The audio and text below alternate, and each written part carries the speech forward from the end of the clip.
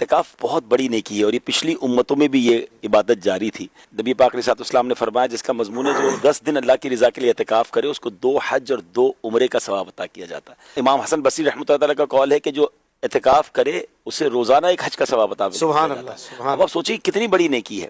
اب اس نیکی کو نیکی بنانا کیسے ہے؟ اصل پرابلم کیا ہوتا ہے کہ اعتکاف میں بیٹھ تو جاتے ہیں لیکن انفرادی عبادت کرنے کی عادت نہیں ہے، مسجد میں دل ہی نہیں لگتا، یہاں نماز کے بعد دعا کے لیے لوگ نہیں بیٹھ رہے اور اب 10 دن کے لیے آ گئے ہیں، اور پھر اس کے بعد پوری دوستوں کی ٹولی لے کر آئے ہیں، پوری پلاننگ کے ساتھ آئے ہیں، موبائل فون بھی ساتھ لائے ہیں، وہ بھی اسمارٹ فون ساتھ لائے ہیں۔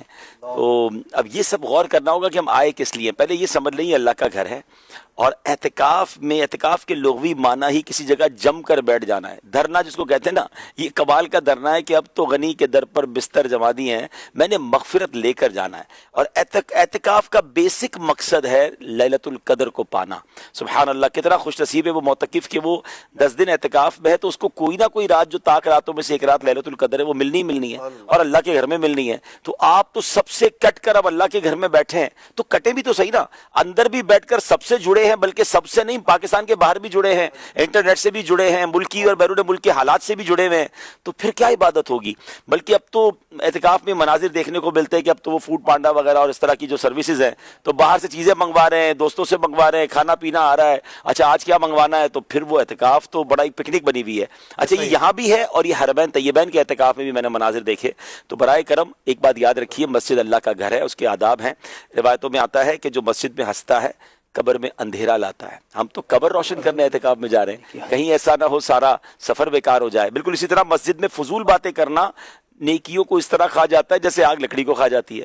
تو ہم پتہ چلا نیکیاں بھی ضائع کر رہے ہیں اور قبر میں اندھیرا بھی لا رہے ہیں۔ تو فضول بات سے بھی بچنا ہے اور ہنسنے سے بھی بچنا ہے، اپنے وقت کو استعمال کرنا ہے۔ آپ تو ٹارگٹ لے کے جائیں نا کہ آپ نے 10 دن میں کم از کم ایک بار قرآن پاک پورا پڑھ لینا ہے۔ اور ماشاءاللہ دعوت اسلامی والوں کے ساتھ اگر اعتکاف دنیا بھر میں ہو رہے ہیں تو وہ آپ کی نماز درست کرائیں گے، آپ کو وضو سکھائیں گے، آپ کو جناب نماز کے پریکٹیکل کروائیں گے۔ اچھا وہ نہیں ہے دعوت اسلامی والے تو آپ اپنے خود ٹارگٹس لے کے جائیں نا، کہ آپ اپنے ساتھ کچھ ایسی کتابیں لے جائیں کہ میں نے بہت ساری چیزیں نہیں پڑھی ہیں، تفسیر قرآن ساتھ لے جائیں، نماز کے احکام کتاب جس میں جناب نماز کے پورے احکام موجود ہیں۔ تو بہت ساری ایسی پینڈنگز ہیں ہماری زندگی میں جو نہیں سیکھی، اس 10 دن کو ٹارگٹ لے جائیں۔ میرا مشورہ ہے یا تو موبائل لے نہ جائیں یا کم از کم اسمارٹ فون تو نہ لے جائیں، ٹچ بٹن والا کو موبائل ہو جس سے ضروری فون آ سکے، آپ کو بات کرنی ہو تو کر لیں، اس کو بھی زیادہ تر بند رکھیں۔ اور ایک اور مشورہ یہ ہے کہ پاسبل ہو تو دوستوں کے ساتھ اعتکاف نہ کریں، اپنی گیدرنگ کے ساتھ اگر آپ نے اعتکاف کیا نا تو پھر وہ ہنسی مذاق اور ان چیزوں سے آپ نہیں بچ سکیں گے۔ کسی اجنبی جگہ پر چلے جائیں، میں دعوت دیتا ہوں عالمی مدنی مرکز فیضان مدینہ میں آ جائیں، مزہ نہ آئے تو پیسے واپس، آپ انشاءاللہ بہت کچھ سیکھیں گے۔ دعوت اسلامی کے اعتکاف کی